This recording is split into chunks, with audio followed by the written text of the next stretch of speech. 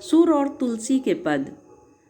आज मैं सुर और तुलसी के पद पढ़ाऊंगी जो कि सूरदास के द्वारा लिखा गया है।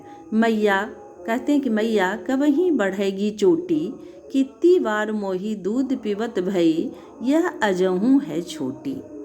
इसमें सूरदास जी ने श्री कृष्ण के बाल्यावस्था का वर्णन किया है, जिसमें श्री कृष्ण जी कहते हैं कि मैया मेरी चोटी कब बढ़ेगी, कितनी बार मुझे दूध पीते हुए हो गए, पर चोटी अभी भी छोटी है।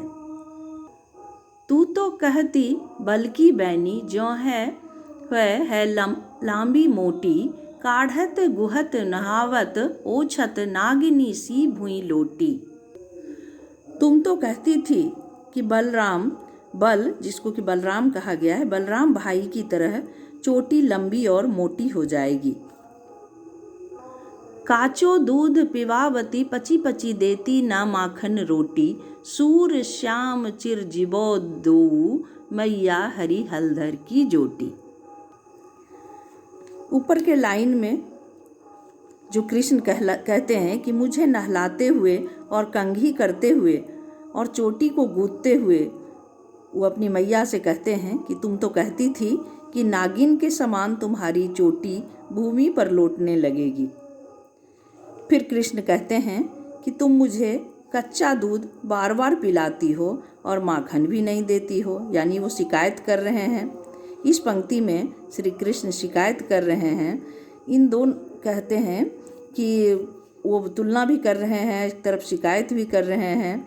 कहने का मतलब है कि इन दोनों भाइयों की जोड़ी जो है वह सदा ही जीवित रहे। अब बच्चे आप सब नीचे वाले लाइन पर ध्यान देंगे, जिसमें कि तुलसीदास ने श्री रामचंद्र जी का वर्णन किया है, उनके बाल रूप का वर्णन किया है। कहा है, ठुमक चलत रामचंद्र, बाजत पैजनिया, किलकी किलकी उठत धाय, गिरत भूमि लपटाए। धाय मात गोद लेत दशरथ की रनिया, अंचल रज अंग झारी, विविध भांति सो दुलारी, तन मन धन वारी वारी, कहत मृदु वचनिया।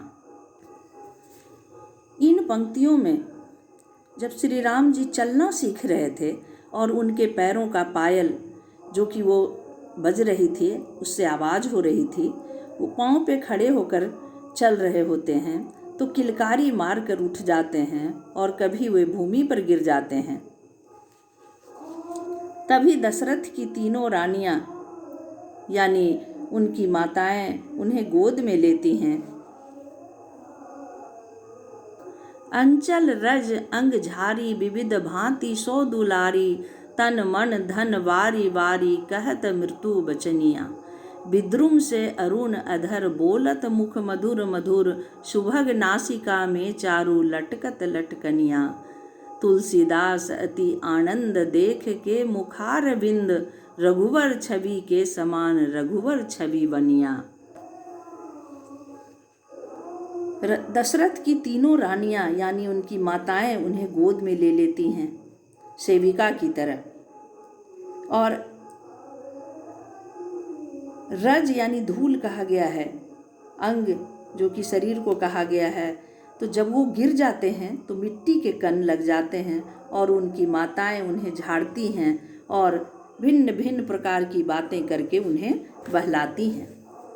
और उनके इस सुंदर रूप पर उनकी माताएं अपना तन मन सब कुछ न्यौछावर कर देती हैं।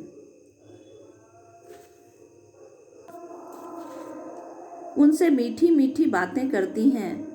नए पत्ते जिस प्रकार बहुत ही कोमल होते हैं, कोमल होठों से वे मधुर वचन बोलते हैं। उनके सुंदर नाक में सुंदर नथनी लटक रही है। उनका मनमोहक रूप बहुत ही सुंदर लग रहा है। तुलसीदास जी कहते हैं कि उनके इस रूप को देखकर बहुत ही आनंद मिलता है।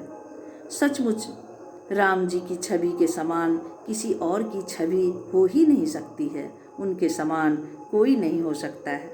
इस प्रकार सूरदास ने श्री कृष्ण का और तुलसी ने राम के बाल्यावस्था का वर्णन किया है।